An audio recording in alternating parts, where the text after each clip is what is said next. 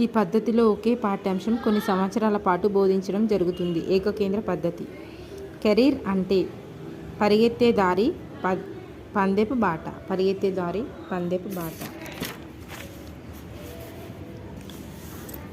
ఒక జట్టు విజయం సాధించాలంటే జట్టు సభ్యులందరూ సమిష్టిగా కృషి చేయాలి. ఎప్పటికప్పుడు ఏర్పడే సమూహం ఏది? గుంపు. ఒక విద్యార్థి తనకి ఇష్టమైన ఇంజనీరింగ్ కోర్సు కానీ మెడిసిన్ కానీ అభ్యసించాలని అనుకుంటాడు. అయితే ఆ విద్యార్థికి అవసరమైన మార్గదర్శకత్వం విద్యాభిషేక మార్గదర్శకత్వం. ఈ కింది వానిలో మాపనోపకరణం పరీక్ష. అభ్యాసి అభ్యసనంపై మనకున్న అభిప్రాయాలను మార్చుకోవాలని తెలిపిన NCF అధ్యాయం 2. మామిడి ఫలం గులాబీ. ఈ ప్రశ్న ఏంటి? సాదృశ్య ప్రశ్న. ఏ రోజు ప్రతి ఏడాది బాలల హక్కుల పరిరక్షణ దినంగా ప్రపంచవ్యాప్తంగా జరుపుకుంటున్నారు? నవంబర్ 20.